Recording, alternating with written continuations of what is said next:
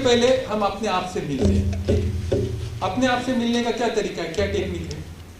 तो आप सबसे पहले एक बहुत कॉमन टर्मिनोलॉजी है कि हम शॉर्ट एनालिसिस करके, शॉर्ट एनालिसिस का मतलब वो बहुत सारी चीजें आप अंदर जाके आत्मचिंतन कर लो। कभी कभी हमारे पंत प्रधान जाते गुफा में, है ना, एक आध दिन के वास्ते, पहले बहुत दिन जाते थे वो, तो अभी भी जाते हैं। तो वैसा उधर नहीं मत जाओ, अपने घर में किधर कोने काने में बैठ के अपना कभी आत्मचिंतन करो, ठीक है? तो शॉर्ट एनालिसिस, शॉर्ट एनालिसिस में 4 चीजें होती है। एक अपने स्ट्रेंथ एबिलिटीज देखना, दूसरी वीकनेसेस देखना, तीसरी अपॉर्चुनिटीज क्या है, और चौथे हर्डल्स। ये सारी चीजों में सब चीजें बांध के आ जाती है, ठीक है? पहले मैंने कहा स्ट्रेंथ, दूसरा कहा वीकनेसेस,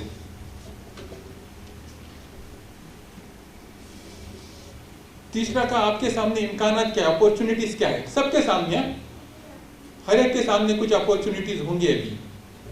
और चौथी चीज कहा मैंने कि हर्डल्स क्या है, क्या रुकावटें हैं। ये सबके साथ है, इसमें से कोई छूटा हुआ नहीं है। सबसे पहले स्ट्रेंथ क्या है, मैं कॉमन स्ट्रेंथ की बात करता हूं। सबसे पहले स्ट्रेंथ आप में, मुझ में, हर एक आदमी बैठा, एक औरत बैठी, यहाँ पर डॉक्टर साहब बैठे, सब बैठे, सारे कॉमन एक स्ट्रेंथ है कि हम यूनिक हैं, हम यूनिक हैं। हमारे जैसा कोई आदमी आज तक दुनिया में पैदा नहीं हुआ और कयामत तक पैदा नहीं होने वाले, राइट? हर एक आदमी यूनिक सेट के साथ पैदा हो। ये बंटी है, अल्लाह इसके जैसा आदमी फिर कभी पैदा नहीं करेगा, नहीं इसके जैसा पैदा किया। अल्लाह का ये दस्तूर नहीं कि कोई चीज की कॉपी कर दे हो, तो वो यूनिक है। मतलब क्या बेमिसाल है कि इसके जैसी कोई मिसाल ही नहीं, हर एक के जैसी। आप जितने बैठे, आप सब अपने आप में यूनिक, समझ लिए? दूसरी खासियत यह है कि आप सबसे रिचेस्ट, आपके जैसा दुनिया में कोई अमीर नहीं। यार जेब में 10 रुपये नहीं और वो सबसे रिचेस्ट है। एक एक पैसे को तरह जाते हम बोलते रिचेस्ट। मैं कलीम भाई आपसे एक बात पूछूं, मुझे आपकी एक आंख अच्छी लग रही है, दाई वाली, आप कितने में देंगे? 10 लाख, 20 लाख, 50 लाख, 5 करोड़, 10 करोड़, पूरी दुनिया दे दे तो? मतलब दुनिया से भी कीमती उनकी एक आंख है। ऐसा ही मैं उनके दूसरी आंख, नाक, ये वो सबको बात करूं तो बोलेंगे भाई दुनिया उधर ही गए, उधर अरबों खरबों रुपये गए, उससे ज्यादा कीमती मेरी चीज है। तो आप कितने चीजों के मालिक हैं? आप अंदाजा लगा रहे हैं कि आपसे ज्यादा कोई अमीर नहीं कि जिसके पास सारी की सारी चीजें मौजूद है। उसको पूछिए ये आंख, उसको पूछिए आपकी रोशनी, जिसको आंख नहीं है, वो उसके बदले में क्या देगा? वो पूरी कायनात दे देगा। मैं मैडम को कहूँ कि मैडम आपको हम अमेरिका का प्रेसिडेंट बना देते हैं, जरा एक हाथ तो निकाल के दीजिए, बोलेंगे उधर ही अमेरिका का प्रेसिडेंट नहीं बनना, कुछ नहीं बनना, हाथ भी कुछ नहीं देती मैं। मतलब ये कि ये कीमती चीज है। कभी हमने इसको महसूस किया कि we are the richest in the world. इतने सारे रिच चीजों के साथ हम क्या 2-5 करोड़, 2-5-10 लाख नहीं कमा सकते? कमा सकते ना? इतनी बड़ी इन्वेस्टमेंट के साथ हम आए। एक आध कंपनी ने अगर 200 करोड़ की इन्वेस्टमेंट लगा दी तो वो तो बहुत सारा प्रॉफिट सोचेंगी ना। जब हमारी इतनी बड़ी इन्वेस्टमेंट है तो हम इतने इन्वेस्टमेंट का कर क्या रहे, इतने बड़े रिसोर्सेस। ठीक है, कोई डिसएग्री है मेरे से? तीसरी चीज है क्या, हमें अनलिमिटेड कैपेबिलिटीज, अनलिमिटेड। चांद पे कौन गया था? इंसान गया था ना। जितने रिसर्चेस किया किसने किया? इंसान ने किया। जो कुछ डेवलपमेंट दुनिया में हुई किसने किया? इंसान ने किया। इसका मतलब उसके पास कितना अनलिमिटेड पावर है। सवाल सिर्फ ये पैदा होता है कि वो अपने पावर को नहीं पहचानता, और पहचानता नहीं तो वो उसको इस्तेमाल नहीं कर सकता, उसको एक्सप्लोर नहीं कर सकता। तो हमें अनलिमिटेड कैपेबिलिटीज है। कोई आपको ये नहीं कहेगा कि ये आदमी नहीं कर सकता। जो कुछ कर सकता है वो सिर्फ इंसान कर सकता है, क्योंकि आज तक किसी जानवर ने दुनिया में कोई डेवलपमेंट नहीं की। हाँ, ऊंट घास ही खाता था, घास ही खा रहा है, जहां रहता था वही रहता है। हाँ? जितने भेड़ बकरियां हैं उन्होंने अपने कोई पोजीशन में चेंज नहीं किया। सिर्फ एक इंसान है जो डेवलपमेंट के ये स्टेज तक पहुंच गया। तो क्या समझे आप? तीसरा, अनलिमिटेड कैपेबिलिटी, हर एक में अनलिमिटेड कैपेबिलिटीज। और साइंस ये कहता है कि इंसान ने अपने कैपेबिलिटीज का 7% भी इस्तेमाल नहीं किया। जो सबसे ज्यादा किया सुनते हैं अल्बर्ट आइंस्टाइन ने, जिसने 7 या 10% किया होगा, मतलब उसने भी 90% नहीं किया, तो हमने कितना किया? मैंने स्ट्रेंथ बताया तीसरी। चौथी कि नाकामी की तो आपके पास कोई गुंजाइश ही नहीं, आप कभी फेल नहीं हो सकते। ये क्या बात होगी? नहीं बात कर रहे वहां भाई, आप कभी फेल नहीं होते, ये मेरा स्टेटमेंट है। आप एक तो जीतते हैं या सीखते हैं, तो फेल कहां होते हैं? फेल तो वो होते हैं जो अपनी हार एक्सेप्ट कर लेता है कि मैं हार गया। जो हार एक्सेप्ट नहीं करते वो तो सीखते हैं। तो आप किन में से हैं?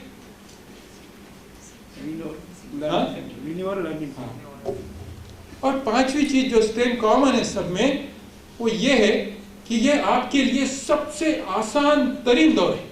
इससे आसान तरीन दौर आज तक इतिहास में किसी को नसीब नहीं हुआ। मिसाल के तौर पर हम डॉक्टर साहब, हम आपको पता है हमारे पास कोई समझो एक्सपायर्ड होता था तो तार जाती थी, वो तार भी जल्दी जाती नहीं थी, वो तार कभी कभी 10वें तक पहुंचती थी। आदमी मर के 10 भी दिन होते तो वो सामने वाले को मालूम नहीं पड़ता था, है ना।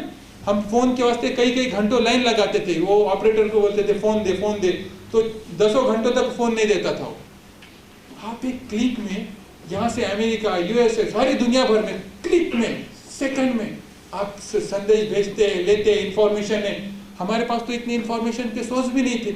हमको कुछ इंफॉर्मेशन लेनी रही थी तो हमको लाइब्रेरी जाना पड़ता, बुक्स लेना पड़ते, अवेलेबल भी नहीं थे, यहाँ कुछ भी अवेलेबल नहीं था। आप तो पूरे दुनिया की हिस्ट्री, ज्योग्राफी, सारी चीजें, इंफॉर्मेशन एक क्लिक के साथ हासिल कर सकते। क्या नहीं है आपके पास? आपके पास दुनिया के सबसे तेज साधन है, सब कुछ है, आसानी है। हमारे पास तो ये आसानी के 10% भी नहीं थी। हमारे बहुत दिन की बात नहीं, मैं भी तो आपसे 2-5 साल आगे पीछे उम्र में होगा ना, है ना डॉक्टर साहब। तो इतने अरसे में इतनी चेंज हो गई, तो आपके पास स्ट्रेंथ ये है कि आप दुनिया के सबसे आसान तरीन दौर में रहे। इसके बाद अगर कामयाबी ना मिले तो फिर क्या मिले?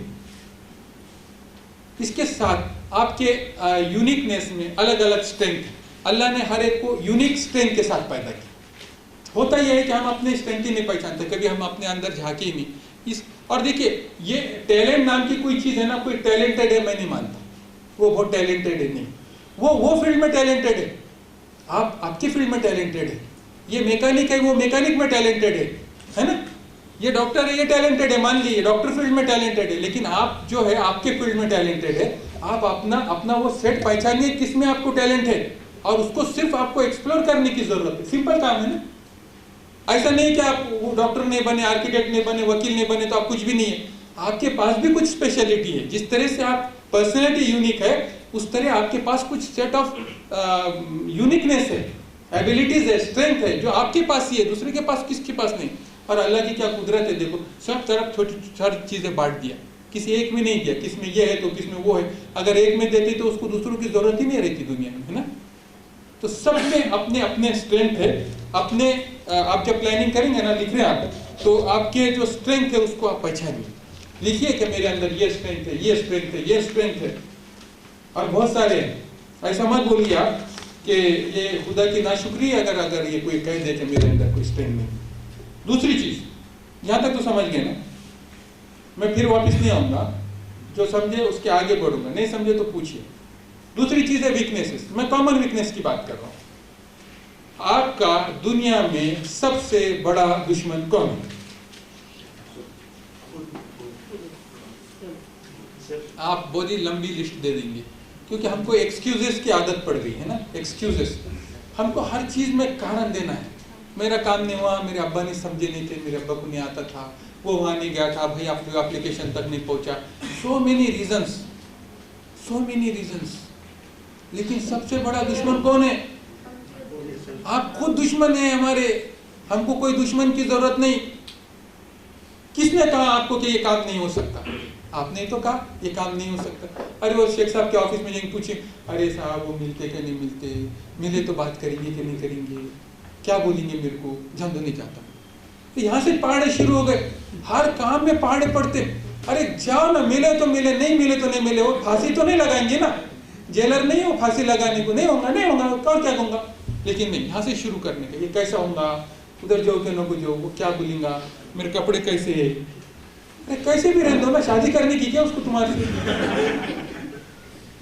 पर ये हम देखो, सबसे आज मेरे प्रोग्राम में अगर कुछ आप लेकर जा सके तो मेरा एक सेंटेंस लेकर जाइए, सिर्फ पूरे दुनिया में आपका एक दुश्मन है, वो आप खुद, जो आपको तरक्की से रोक रहे हैं।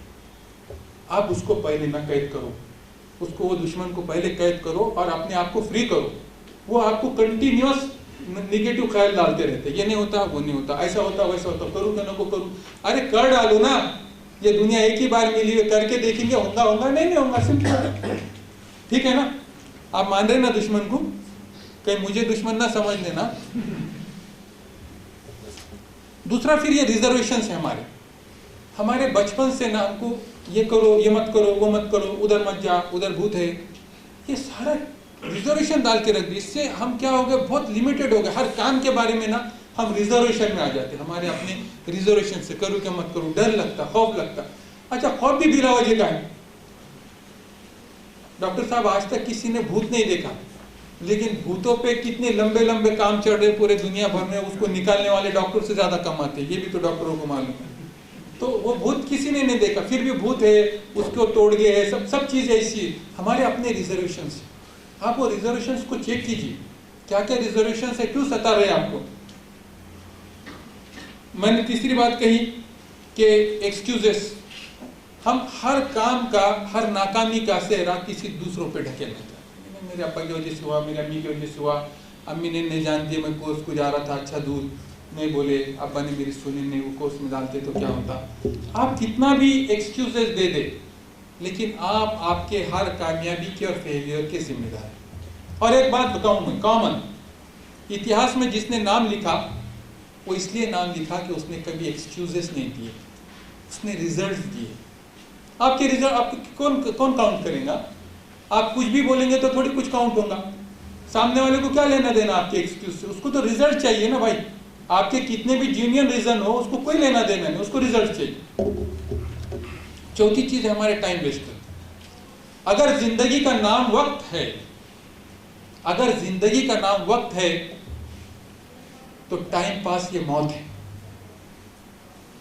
फिर वक्त को खत्म कर रहे हैं तो मौत के नजदीक कर रहे हैं ना, फिर बच रहा क्या जिंदगी में। जिंदगी का नाम वक्त है, इससे ज्यादा जिंदगी का दूसरा डेफिनेशन नहीं कि ये हमारे पास लिमिटेड टाइम है। अगर हम उसी को वेस्ट कर दे रहे तो फिर क्या बचे। इसके अलावा हमारे कुछ अपने वीकनेसेस है। वीकनेसेस कहाँ से आए, हमारे संस्कार से आए, हमारे सराउंडिंग से आए, हमारे थिंकिंग से आए। हर एक आदमी में वक्तन फवक्तन ये सारे वीकनेसेस डेवलप होते। ये क्यों डेवलप होते कि हम कभी अपना एहतसाब नहीं करते। क्या हुआ, हमारे अंदर का जो इंट्रोस्पेक्शन या एहतसाब या जायजे का अमल है वो पूरी तरह से खत्म हो। मैं हमेशा ये मिसाल देता डॉक्टर साहब कि एक आर्म एंड एमुनिशन की कंपनी, बारूद की फैक्ट्री, बारूद की फैक्ट्री में कितना वो रहता पता है आपको, उसके सिक्योरिटी कितनी टाइट रहती मालूम है ना। अब मैं आपसे एक सवाल पूछूं कि न्यूक्लियर पावर है, वहाँ के सारे सिक्योरिटीज आप पता है दूर दूर तक, क्या बहुत किलोमीटर तक जाने देते, आपको सोच ही नहीं सकते आप जाने, और वहाँ का सिक्योरिटी कैबिन सब हटा दे, बोल क्या होगा, क्या होगा। बहुत सारे लोग अंदर जाएंगे, वो न्यूक्लियर ले जाएंगे, पूरे दुनिया की सत्यानाश करके, है।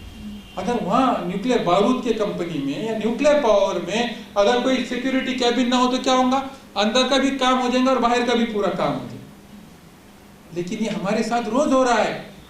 हमारे अंदर जो चीजें जा रही है वो कोई अनचेक्ड होके जा रही है, जो चीजें बाहर निकल रही है वो अनचेक्ड होके निकल रही है, क्योंकि हमारा सिक्योरिटी कैबिन हट गया।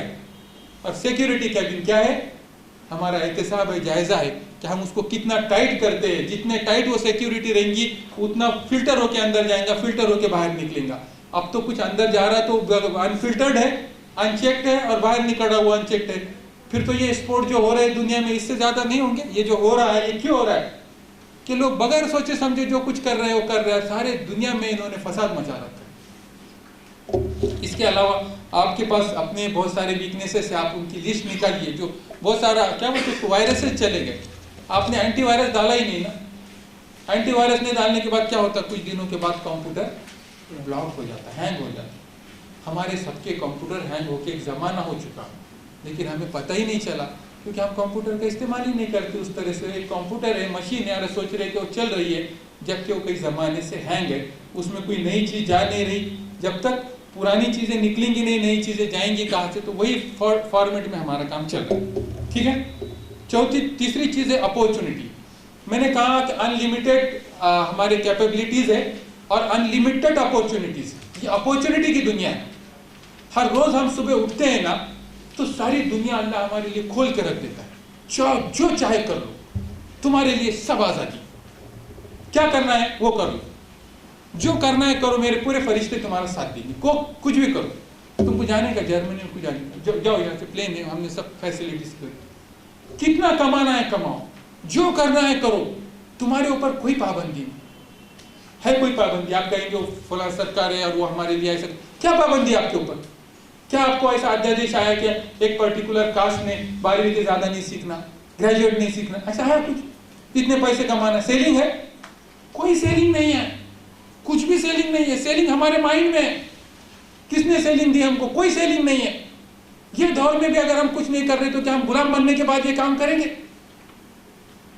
जितने भी रिजर्वेशन से हमारे जहनों में बिठाए, वो ऐसी सरकार है, वैसी सरकार, तो करे क्या? ठीक है, उस इफेक्ट्स पे हम कभी बाद में बात करेंगे, लेकिन हमारे टॉपिक के तहत आपके डेवलपमेंट के लिए, आपके अपॉर्चुनिटी के लिए क्या रोका है? हो सकता है हमारे रास्ते में होंगे कुछ, तो होते रहते, लेकिन इसके बावजूद भी हम अनलिमिटेड अपॉर्चुनिटी हमारे पास है। ठीक है ना? तो ये अपॉर्चुनिटीज के हमारे पास कोई लिमिट नहीं। हम अनलिमिटेड है और हमारे अपॉर्चुनिटीज भी अनलिमिटेड है। इसके साथ आप ये देखिए कि आपके पास और क्या अपॉर्चुनिटीज हो सकते हैं। हो सकता है आपने एक कोर्स किया है, ठीक, लेकिन और थोड़ा सा इम्प्रूवमेंट के बाद आप और कुछ अच्छे गोल्स पा सकते हैं। यहाँ पर एक लड़का आया मेरे पास कल, उसने बी मैकेनिकल किया। अब बी मैकेनिकल की पोजीशन टाइट हो गई मार्केट में, है ना, बहुत सारे सैचुरेशन हो गया। उसने HAVC का कोर्स किया 6 महीने का। उसने सिर्फ 6 महीने का कोर्स किया, उसके साथ उसकी जो इम्प्रूवमेंट में जमीन आसमान का फर्क पड़ गया। अब वो कहीं फॉरेन में जाता है, 3-4 लाख का पेमेंट का आदमी बनता है। तो उसने 20 मैकेनिकल के बाद क्या किया कि अपॉर्चुनिटीज में जो गैप देखा, क्या थोड़ी सी मैं क्या इंप्रूवमेंट करूंगा तो बड़ी मंजिल पे पहुंचूंगा, उसने वो सोच के वो कोर्स किया। तो हर एक के लिए वो अपॉर्चुनिटीज है। ये हमारे बेलापुर के बैठे हमारे भाई बैठे हैं। मैंने कहा आप क्या करते हैं? उन्होंने कहा मैं इलेक्ट्रिशियन हूँ। मैंने कहा पर आपका धंधा तो अब तो गड़बड़ में आ गया ना, अभी तो वो सब सेंसर से आ रहे हैं। तो उन्होंने कहा नहीं मैं वो सेंसर भी सीख रहा हूँ। अगर वो सेंसर सीख जाता है तो वो तो चल गया ना। अगर वो सोचता मैं सेंसर कुछ नहीं सीखूंगा, तो 3-4 साल के बाद तो वो दूसरी दुकान के बाहर कुछ दूसरा धंधा करते बैठे हुए हैं, है ना। तो ये चीजें हमको समझने की जरूरत है कि अभी हमारे लिए अपॉर्चुनिटी के रास्ते कभी खत्म नहीं होते, है ना। कोई आओ या दुनिया इधर के उधर हो जाओ, कुछ भी आओ, कुछ फर्क नहीं पड़ता। और खास बात यह है कि जितनी कंपटीशन बढ़ेगी उसमें एक चीज बढ़ेगी, मैं आगे उस पर बात करूंगा। चौथी चीज ये है कि हर्डल्स। चौथी चीज मैंने कहा रुकावट है। आप कहेंगे क्या रुकावट है? जिधर गए उधर रुकावट है। ये करे तो इधर आप ये अड़वा जाता, उधर वो अड़वा जाता, उधर वो अड़वा जाता। तो रुकावटें आती किस लिए है? आपको तकलीफ देने के लिए आती है, आपको मजबूत बनाने के लिए आती है। और ये अल्लाह का कानून है। कुरान में अल्लाह ताला कहता है कि लक़द खलक़नल इंसाना फ़िल कबद, कि हमने इंसानों को मशक्क़तों में रखा। हम चाहते हैं कि वो मशक्क़तों में रहे ताकि हम उसकी डेवलपमेंट करें, लेकिन हमने वो रुकावटों को क्या समझा? ये तो हमारे दुश्मन है। वो अपॉर्चुनिटीज है हमारी, रुकावटें हमारी अपॉर्चुनिटीज है। आप मुझे बताएं कि समंदर के जहाज के लिए, पानी के जहाज के लिए सबसे बड़ी रुकावट क्या है? पानी है, तकलीफ देता है। और पानी ही नहीं रहा तो जहाज कहां चलेगा? एरोप्लेन के लिए सबसे बड़ी रुकावट क्या है? वो हवा है, तेज चलती हवा। देखो अंदर बैठे वक्त हवा कैसा डर लगता है ना जब तेज चलती, लेकिन हवा ही नहीं है तो एरोप्लेन चलेगा किधर? ये जो चीजें हमारे पास है, हम ये समझने से कासिर है कि ये हमारे लिए अपॉर्चुनिटी है। जितनी बड़ी हमारे सामने समस्या होंगी उतनी बड़ी हमारे सामने अपॉर्चुनिटी है। मिसाल के तौर पर महात्मा गांधी को ट्रेन से फेंक दिया गया अफ्रीका में, अंग्रेजों तो बार बार सोचते होंगे इसको क्यों फेंके हमने ट्रेन से, भारत को आजाद कर गई। ये ट्रेन को फेंकने की घटना पूरे भारत को आजाद करके चली। तो उन्होंने क्या किया, उसको वो जाके छुपके में बढ़ गए। उन्होंने क्या किया, अज़्म किया कि अब इन्होंने जिस तरह से मुझे फेंका है इनको मैं निकाल के बाहर फेंक दूंगा। एक आदमी कितना बड़ा काम कर सकता है। तो ये हर्डल्स है, इसके साथ सबको गुजरना, ये अल्लाह की सुन्नत है। और जो इससे मुंह करेगा वो कुछ काम करनी नहीं। एक शेर है, ये कदम कदम बलाएं, ये कदम कदम बलाएं, ये सवाद कुए जाना, जिसे जिंदगी हो प्यारी वो यहीं से लौट जाए। वो आदमी कुछ नहीं कर सकता जो हर्डल्स का मुकाबला नहीं कर सकता। हमको मुकाबला करने के लिए पैदा किया गया और ये अल्लाह की सुन्नत रही। सारे पैगंबर आए, कोई पैगंबर घर बैठ के पैगंबर नहीं बना, उसको पूरे मौके से गुजरना पड़ा। उसको जंगे बदर से गुजरना पड़ा, जंगे ओहद से गुजरना पड़ा, पत्थर खा के गुजरना पड़ा, सारा मराले से गुजरना पड़ा, तब वो पैगंबर सिद्ध हुआ। हमारी क्या बात करते हैं हम। और मैं लिमिट इंतिहा कहता हूँ, इंतिहा। आपको पता है इब्राहिम अलैहिस्सलाम का लड़के इस्माइल अलैहिस्सलाम, इसके भी इम्तिहान अल्लाह ताला ने, उसको भी पानी नहीं दिया अल्लाह ताला ने जब तक एड़िया नहीं रगड़ा उसने। इस्माइल अलैहिस्सलाम को भी एड़िया रगड़ने के बाद पानी मिला, जमजम। उतने छोटे बच्चे की भी ये सुन्नत रही कि उसको भी कोशिश करने लगा है अल्लाह ताला ने। तो हमको बगैर कोशिशों के कैसा मिल जाएगा। तो ये हर्डल्स हमारे लिए अपॉर्चुनिटी है। जितना हम ये समझे कि आ गया, अब बड़ा मौका आ गया, अब इसको मैं कैसे कैश करूं। ठीक है, 4 चीजें हो गई ना। अब 2 चीजें बहुत महत्वपूर्ण है कि जिंदगी का उद्देश्य क्या है, ऑब्जेक्ट क्या है लाइफ का। हम क्या ऑब्जेक्ट बिलीव करते हैं कि अपने एबिलिटीज को, अपने स्ट्रेंथ को उसके हाइट पर पहुंचाना, बुलंदियों पे पहुंचाना। इसलिए हम यहाँ पर आए। अल्लाह ने जो कुछ दिया है, हमारा काम ये है कि हम उसको बुलंदियों पे पहुंचाओ, एक्सट्रीम पे पहुंचाए। ये हमारी जिंदगी का मकसद है। और ये पहुंचाने के लिए अल्लाह ताला ने कुरान नाजिल किया और पैगंबर भेजे, ताकि हम अपने एबिलिटीज को एक्सट्रीम तक पहुंचाएं, अपने एबिलिटीज को जस्टिफाई करें। हमको एबिलिटीज ले जाने के लिए नहीं दी। आपको दुनिया के सबसे बेहतरीन टैलेंटेड आदमी कहाँ मिलेंगे? कब्रिस्तान में मिलेंगे, जिन्होंने अपने टैलेंट को अपने साथ लेकर चले गए। हालांकि ये टैलेंट उसको इसलिए नहीं दिया गया था कि उसकी अपनी प्रॉपर्टी है, उसको इसलिए दिया गया था कि वो इंसानियत के लिए लौटाए।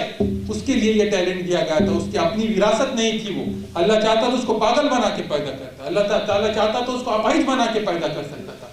लेकिन ये टैलेंट इसलिए दिया कि वो टैलेंट को जस्टिफाई करे इंसानियत के हक में, और फिर अल्लाह के पास जाके जवाब दे। ये हमारा मिशन है, ये हमारा मकसद है।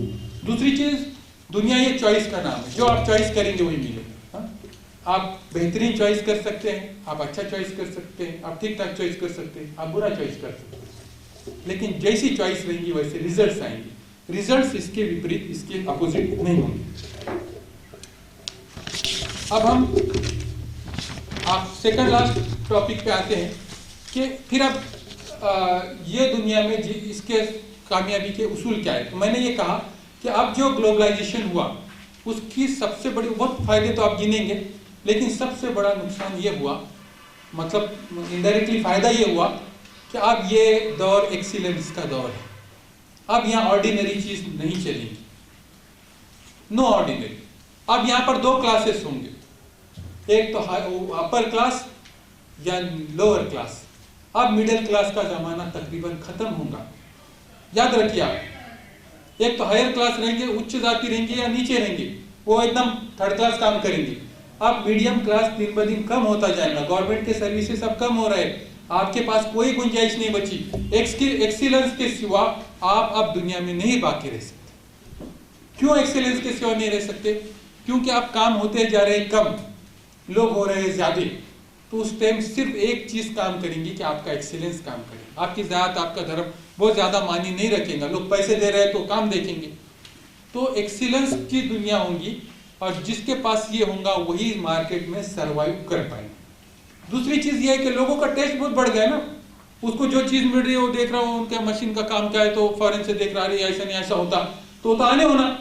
हम आर्किटेक्ट है, अब हमको बहुत कंपटीशन होना, हमको बहुत तकलीफ हो रही है काम में। हम पहले वो देते थे एक एलिवेशन फाइनल देते थे कि वो खुश खुश चाहता था, अब वो सारे दुनिया भर के लेकर आता, बोलता ऐसा बनाओ ना साहब, क्या बोलने को उसको। फिर भी वो क्वालिटी जो डिलीवर करेगा वो चलेगा, अगर वो नहीं कर पाएगा तो दूसरे के पास जाएगा, और थोड़े दिन के बाद यहाँ नहीं करेगा तो इंग्लैंड से मंगा के लेंगे, ऑनलाइन सब सर्विस चालू।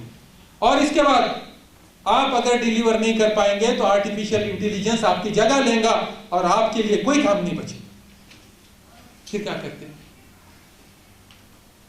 मैं कुछ ओवर एक्सपोज तो नहीं कर रहा हूँ, मैं चीजों को एग्जैगरेटेड नहीं कर रहा हूँ मैं। आपको ये समझना चाहिए कि ये एक्सीलेंस का दौर है, एक्सीलेंस के सिवा हमारे पास अब कोई जगह नहीं। No excuses, no excuses. फिर एक्सीलेंस कैसे हासिल करें? मैं उसके 6-7 पॉइंट बता दूं, टाइम हो रहा है ना, कितना है ना? एक्सीलेंस के मेरे पास 6 डेफिनेशन। एक्सीलेंस कैसे हासिल करें? Achievement of excellence. नंबर 1, एक्सपर्टाइजेशन। आप जो फील्ड में काम करते हो उसमें आप एक्सपर्ट, आपका हाथ पकड़ने वाला कोई ना हो, चाहे आप मैकेनिक हो, चाहे आप टेलर हो, चाहे कुछ हो, आपने ये देखना है कि मेरा सानी कोई ना हो। भाई मेरे ये कि मेरे मोहल्ले में अगर फिटर है तो मैं सावेडी को क्यों जाऊं? तो वो सावेडी वाले फिटर के पास जाने के लिए उसमें वो एक्सीलेंस चाहिए जो मैं ये सारे हर्डल तोड़ के वहां जाऊं। हाँ, यहाँ से मैं पूरा तो राउरी को क्यों जाऊं? मुझे ये मालूम है राउरी में आदमी बसता है भाई, इसमें वो क्वालिटीज है तो राउरी को जाएंगे। इतने सब छोड़कर वो इतने दूर क्यों आएगा? जब आप में वो क्वालिटी पैदा हो, कुछ भी हो आप, मैं ये नहीं कह रहा कि आप बहुत बड़े हो, आप जो कुछ भी हो, आप मैकेनिक हो, आप टेलर हो, आप जो कुछ भी काम कर, टीचर हो, आप कुछ भी काम करो, लेकिन ऐसा काम करो कि आपका कोई सानी ना हो मार्केट। ये एबिलिटी अंदर पैदा करना पड़ेगी, है ना डॉक्टर साहब? दूसरी चीज डेडिकेशन। बिजनेस या जो कुछ काम करे, स्टूडेंट है तो ऐसा डेडिकेटेड हो कि समझ लो कि मुझे कुछ 1 रुपये के पैसे ना दिए, मुझे कुछ पास फेल होने का कोई खतरा ना हो, फिर भी मैं वो सब्जेक्ट में पूरी तरह से खो जाऊं, मेरी वो हॉबी बन जाए, मेरी हॉबी बन जाए वो। अब मेरे लिए वो प्रोफेशन या काम नहीं रहा। जिस दिन आप हॉबी बनाएंगे ना, उस दिन समझ लो आप दुनिया के सबसे माहिर बन गए, माहिर तरीन बन गए।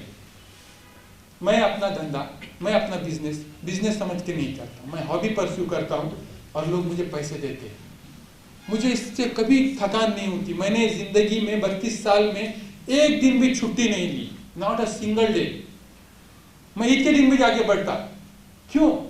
क्योंकि मुझे बहुत मोहब्बत है इससे, मैं इसमें जीना चाहता हूँ। मुझे कुछ भी काम बोले भी तो मैं पहले जाके अपना वो शौक पूरा करता हूँ, वो मेरा शौक है।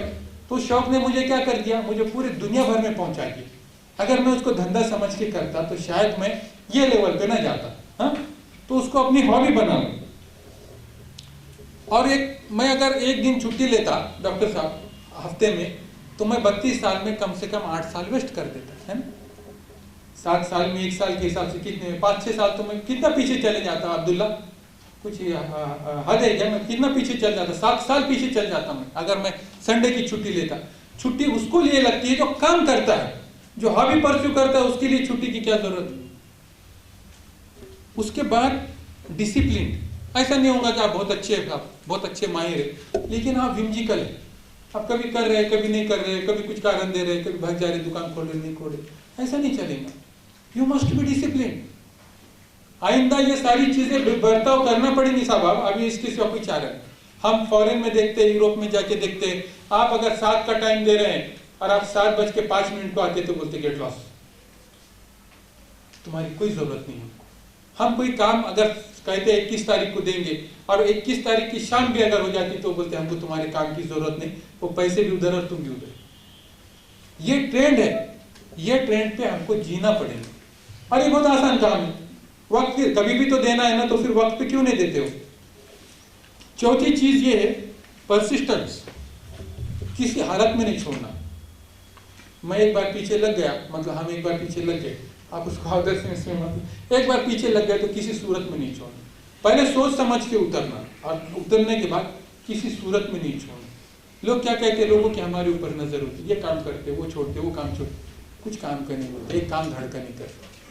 तो उनको मालूम है ये काम कर रहा है ना, तो ये पूरा रिजल्ट निकाल के रहेगा। आप ये मत सोचो कोई नहीं देख रहा, सब देख रहे हुए, सब आपको ऑब्जर्व कर रहे हुए। और आदमी सामने आता ना, राइट, तो उसकी हिस्ट्री और ज्योग्राफी उसके अब्बा की, दादा की, सब लोगों को मालूम रहती है क्या इसका है, ओरिजिन का है। तो आप ये मत समझिए ऐसा नहीं होता है, सबको सब हिस्ट्री ज्योग्राफी मालूम है, उसका बहुत इम्पैक्ट और असर होता है।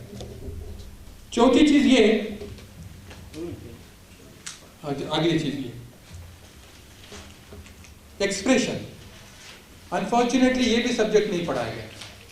मतलब है कि आपके पास बहुत टैलेंट है, आप बहुत जबरदस्त टैलेंट है, सबके पास है ना अलग अलग, लेकिन आप बोल ही नहीं पा रहे, तो मुझे क्या ख्वाब गिरेगा, ये इलाम होगा, अंतर्यामी हूं मैं कि मैं अंदर आपकी क्वालिटी क्या जान सकूं। आपको बताना पड़ेंगी वो, मैं ये करता हूं, मैं वो करता हूं, है ना, मैं ये करता हूं, मेरा ये खासियत है, ये डायरेक्टली इनडायरेक्टली आपको पेश करना पड़ेगा। ये सब्जेक्ट का नाम है एक्सप्रेशन। आपका जो नॉलेज है आपको उसको एक्सप्रेस भी करते आने चाहिए, ये भी नहीं सिखाया गया। मैं प्रिंसिपल था कॉलेज ऑफ आर्किटेक्चर में, मेरे पास कोई सब्जेक्ट वब्जेक्ट नहीं था, पर मैंने खास तौर पे एक सब्जेक्ट लिया था जो मैंने खुद निकाला था, वो था सब्जेक्ट ऑफ एक्सप्रेशन। कि तुमको मालूमात है लेकिन तुमको इसको प्रेजेंट करता आने चाहिए, है ना, आपको डिलीवर करता आने। बड़े बड़े लोग देखे वो जब खड़े थे ना स्टेज पे तो कुछ बोल ही नहीं पाते, तो फिर क्या मतलब है, उसके पास जो नॉलेज है वो अगर ट्रांसमिट नहीं हो पा रहा तो उसके नॉलेज का मतलब ही नहीं है, वो तो एक लाइब्रेरी है जो दूसरों को नहीं बता पा रही कुछ। समझ रहे ना आप बात। एक्सप्रेशन की टेक्निक हो जिसको हम इंशाल्लाह सोहेल भाई अपन कोर्स ये करेंगे कि जो कुछ भी छोटी मोटी चीज है उसको एक्सप्रेस करके आना चाहिए, बताना चाहिए, ताकि वो ज्यादा से जो बोलता ना उसके चने भी बिकते, बोलते ना वैसा, और जो नहीं बोलता तो वो वैसा ही रह जाता। इसके लिए आदमी को सोशल होना बहुत जरूरी है। जब वो लोगों में उठेगा बैठेगा तो उसको लोगों से बिहेव करने का तरीका भी आएगा। और आखिरी चीज ये है कि वो हम्बल और पोलाइट होना चाहिए, उसकी जुबान में तासीर होना चाहिए। ऐसी रफ जुबान जैसा कि क्लाइंट से नहीं बात कर रहा, झगड़े कर रहा, तो आपके पास कौन आएगा। लोगों के पास लोगों की कमी है, कोई कमी नहीं है, आपके कॉम्पिटिटर बहुत सारे, आपको पैसे दे रहा हो, आप उसके नौकर नहीं, आप इस तरह से बात कर रहे हैं। हमको बात करने का तरीका भी आना चाहिए।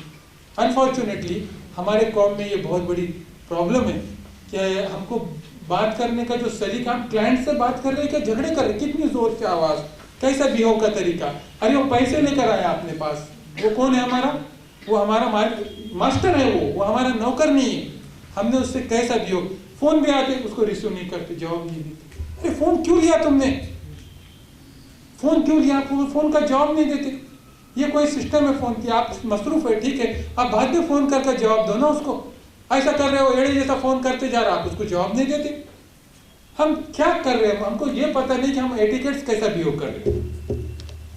तो ये क्वालिटीज अगर आपके अंदर नहीं होंगे तो जमाना आपको उसके साइकिल से बाहर फेंक देगा, और ऑलरेडी हम फेंके जा चुके।